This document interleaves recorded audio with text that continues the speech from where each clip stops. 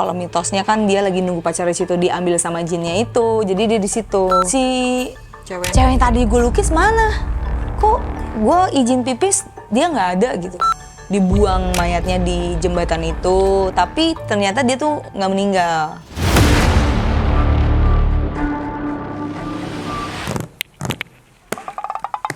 Capek deh pengen jalan-jalan. Jalan-jalan di Jakarta aja yang deket-deket. Karena lu Jumat ini cuti lu. Tapi kan, iya bener nih ya. Gue kan Jumat ini mau cuti karena hari Kamisnya gue mau nonton konser di daerah Ancol. Nah, hati-hati. Masa Ancol masih rame nggak sih? Kalau di Ancol hati-hati, karena dulu di situ tuh banyak terkenal misterinya. Misteri maksudnya? Banyak lah. Salah satunya yang paling terkenal tuh Si Manis Jembatan Ancol.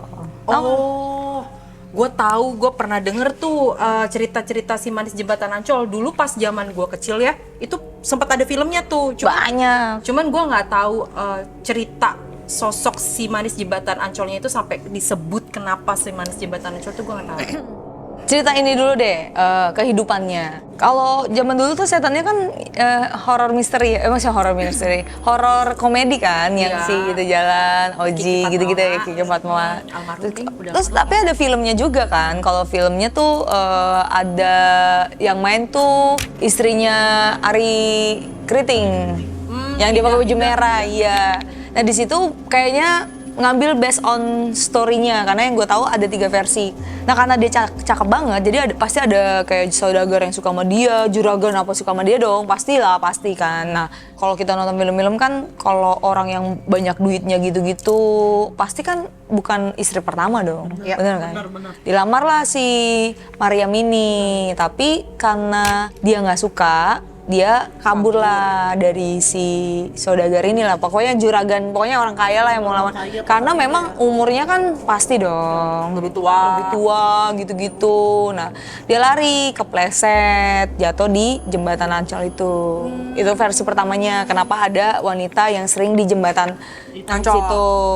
Nah versi keduanya, ketika dia lagi dikejar-kejar sama anak buahnya si saudagar itu, dia tuh ditangkap sama si anak buahnya itu. Tapi karena dia cakep, jadi kayak dilecehin, diperkosa sama si anak buahnya si saudagar itu. Karena abis diperkosa, dia dibuang di jembatan itu. Nah versi ketiga ya ketemu orang yang playboy brengsek aja gitu loh. Kayak dia udah dikejar-kejar sama si saudagar itu, terus dia kabur. Dia malah ketemu cowok lagi karena dia cakep, akhirnya dia diperkosa lagi gitu, baru dibunuh, versi gitu. Nah kalau lu nonton versi Si Manis Jembatan, apa judulnya filmnya ya, Si Manis Jembatan Ancol juga pakai baju merah, itu mirip-mirip itu. Jadi dia dikejar-kejar, tapi kalau di situ tuh kalau nggak salah dia punya suami atau apa, ya punya suami, polisi kalau nggak salah, balas dendamnya sama suaminya, kalau nggak salah ya. Karena gue sukanya adalah yang diangkatnya itu bukan mitosnya dia jadi si mistisnya itu, tapi dia ketika dia dikejar-kejar sama si anak buahnya itu dan akhirnya memang dibunuh dan dibuang di di jembatan itu, dia jadiin jembatan itu jadi balas dendam kalau di filmnya itu. Jadi kalau ada anak buahnya si saudagar itu lewat, dibunuh gimana caranya, sampai orang mikir jembatan itu angker banget, ngerti gak sih? Kayak jembatan itu angker banget sampai orang mikir ada setan di situ. Kalau di filmnya si ceweknya itu berlatih. Pas dia kebuang di jembatan itu hanyut, ternyata dia berlatih silat, berarti pakai panah gitu-gitu kalau di filmnya. Tapi yang bikin menariknya adalah ini ada versi mistisnya. Versinya tuh gimana kalau yang mistis? Jadi si Mariam ini, kalau kita lagi nunggu pacar kita gitu, lagi nunggu mau pulang lah, atau lagi nunggu mau dijemput lah gitu. Tapi ini dia lagi nunggu di jembatan itu. Tapi penghuni jembatan itu, kasarnya ya, kerajaan di jembatan itu, kasarnya suka nih sama cewek ini, si Mariam ini yang lagi nunggu kekasihnya bener gitu. Nah, si penunggu ini suka.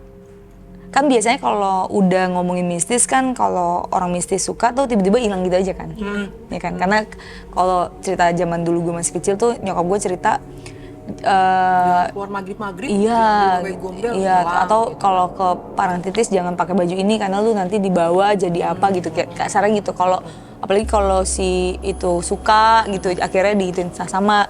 Jadi mistisnya adalah ketika si Mariam ini lagi nunggu di jembatan, jadi si raja lah yang punya tempat itu suka sama si Mariam ini, akhirnya hilang gitu aja. Dibawa sama si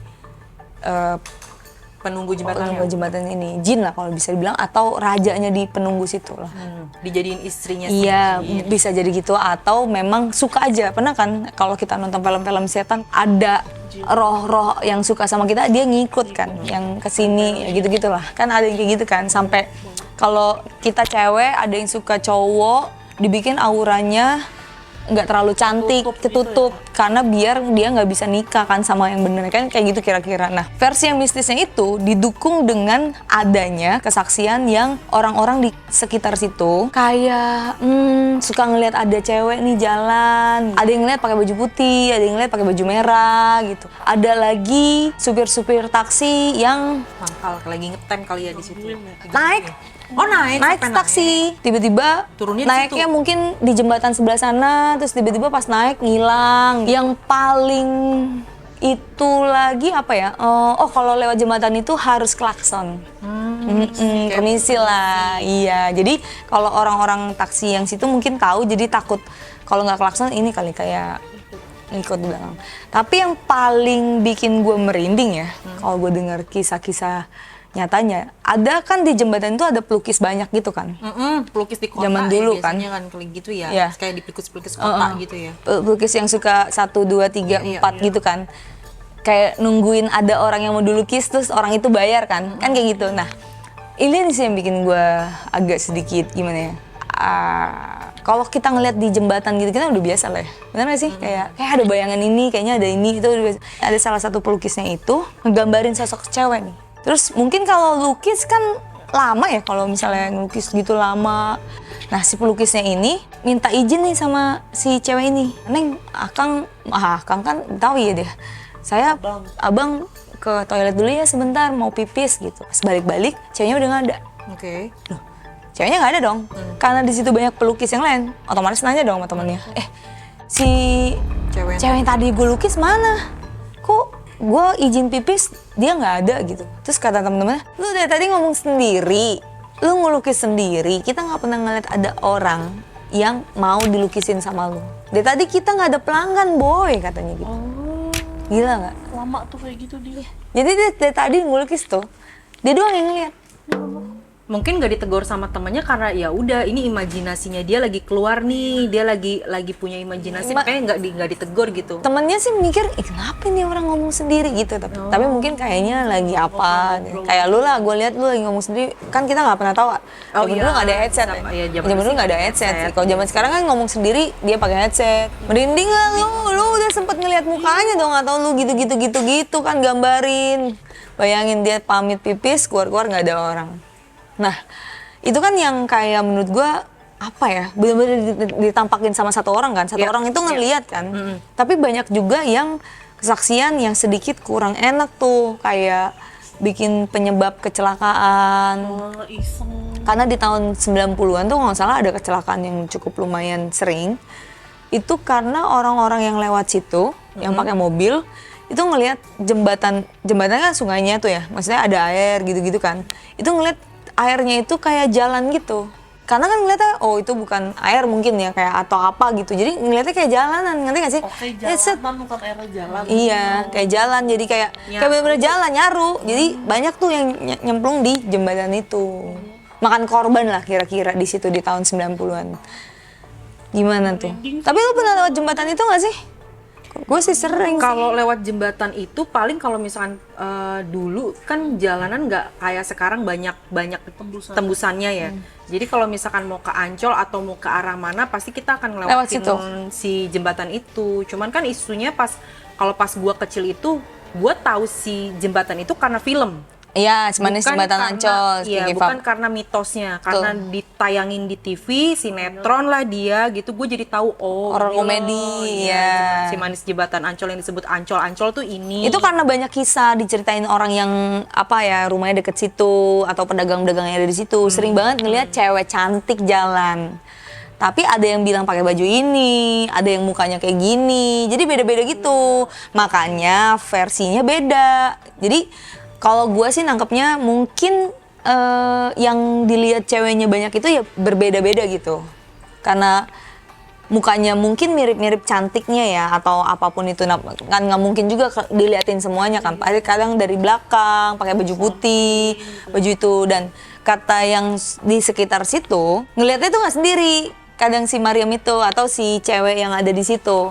Kadang ada si kepala botak, makanya di film Si Manis Jembatan itu ada make si sense. itu. Iya, benar ada si Ozi Saputra Terus suka ya. ganggu-ganggu orang lewat situ kan, Iya, terus iya. jatuh. Tapi kalau di sinetron zaman dulu kan lebih ke horor komedi ya, jadi Iya. lucu. Pas kalau ganggu orang, motornya nyungsep, orangnya lari gitu. Karena pembawaan si Ojinya Oji lucu itu. Saputranya juga si yang setan botaknya ini tuh dia pembawaannya rada ngondek Betul. kan. Itu mungkin ini aja kali ya, apa namanya kalau di film tuh di karakternya dibikin gitu. Tapi banyak orang yang di daerah segitu ngelihatnya si cewek ini suka jalan sama hantu kepala botak juga, sama satu ada sosok raksasa gede gitu warna hitam. Kenapa warna hitam? Karena ada orang ngelihat raksasa hitam pasti kayak jembatannya kayak tiba-tiba tuh kayak gelap gitu. Ngerti nggak sih, kayak Nggak kelihatan maksudnya. nggak kelihatan, makanya suka terjadi Kecelakaan. Oh, kayak ditutup ya. Mm-mm.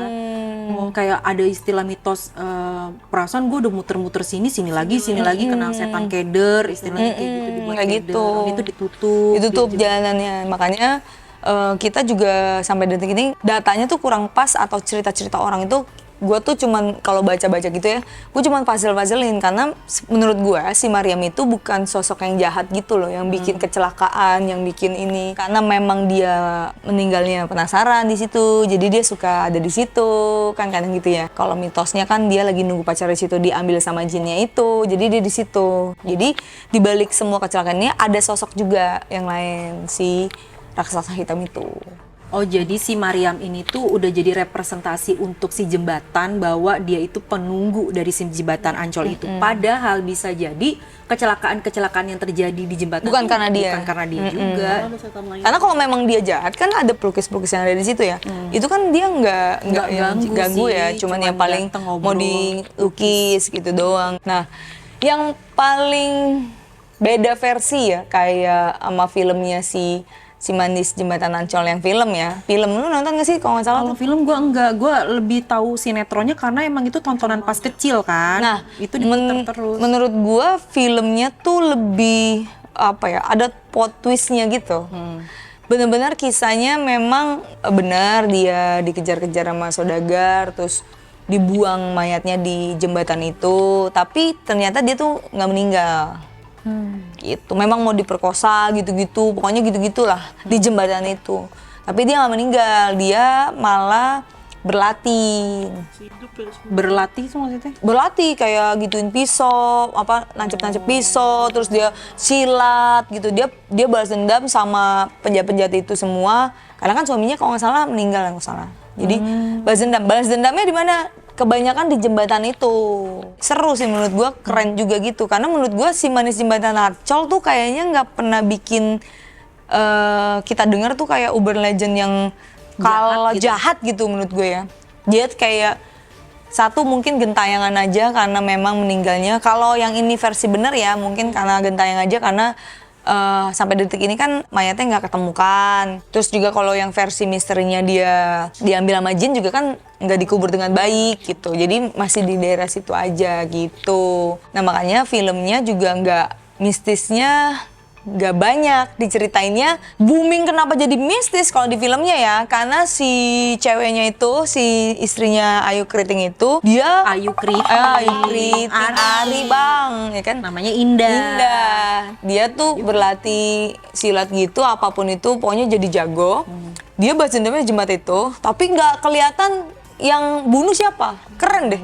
Tiba-tiba Sadis sih, Kak. sadis, ya pisau terbang. Jadi orang mikir, Hantu yang ngelakuin. iya, penjahat-penjahat yang gituin si Indah, yang jahatin si Indah. Dia tuh kayak ketakutan kayak, ih gue didatengin sama si hantunya yang gue bunuh kali ya gitu. Sampai di rumahnya didatengin sama si Indah, dibunuh satu-satu. Itu keren sih. Gue nontonnya gue pikir beneran hantu, kayak oh hantunya balas dendam nih karena dimatiin sama saudagar itu. Tapi ternyata bukan hantu, memang si Indah udah jago banget sih, karate dan lain-lain, yang megang pisau, ya gitu-gitu lah, lempar keren sih menurut gue. Kayak oh plot twistnya tuh nyata si ceweknya itu nggak meninggal. Jadi dia pas dibuang ke jembatan itu, entah kenapa Tuhan mungkin masih izinin dia hidup, dia dampar lah pinggir, terus dia bikin tenda, hidup di situ, cari makan di situ. Jadi nggak ada orang yang tahu kalau dia masih hidup.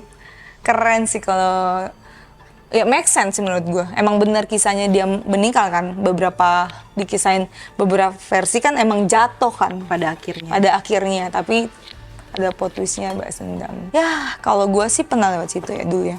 Ya kalau lewat mah pasti kita akan lewat, tapi kan intinya mau kita lewat manapun, apalagi lewat permisi. jembatan, Betul. kita tetap harus hati-hati dalam berkendara. Terus kalau misalkan lewat yang dirasa memang punya mistis lebih, mitosnya tentang tempat itu ada, ya kita kayak istilahnya kulon won aja, kita Saling klakson menghormati aja, ya. saling menghormati Betul. aja. Katanya kan harus klakson juga di si jembatan itu. Maksudnya cuman gara-gara kayak gini kita jadi nggak mau ke Ancol? Ya kan mending kita ke pantai. Kan Ancol sama jembatannya agak jauh, nggak ada Ya hubungannya. makanya kan tetap harus lewat situ. Aja nggak deket, tapi memang nggak ada hubungannya sama Ancol. Kan gede banget Ancol, Dufan gitu-gitu gitu. Dulu mah belum ada. Dan kalau menurut gua nggak ada tuh urusan yang masalah di Ancol tuh gara-gara si manis ini, nggak ada sih kalau gua bilang. Orang tetap bener-bener rame-rame orang baik ke sih. Ancol juga kok Iya. gitu. Ya pokoknya kalau memang ada satu jembatan atau di tempat jalanan yang ada urban legendnya dan sering terjadi kecelakaan, kalau positifnya mah adalah mungkin si drivernya ngantuk, bukan di urban legendnya itu aja sih kalau gue bilang. Makanya jangan main HP kalau zaman sekarang. Mungkin zaman dulu nggak ada kali ya. Kena Ngerokok tilang kali. lu, kena tilang. Nah gitu. Kalau zaman dulu kan ngerokok di mobil kan, buka kaca. Lu belum lahir kayaknya. Nggak pakai seatbelt zaman dulu, sampai ada peraturan harus pakai seatbelt. Dulu gitu, orang semua di mobil buka kaca ngerokok gitu. Se-GTA itu. Sekarang. Udah yuk ke Ancol aja yuk. Ngapain sih? Jadi kalau lu ke Ancol ya hormatin yang ada di sana gitu. Yes. Kita ke Ancol nggak? Saat Jumat. Ada uban coy. Ayolah.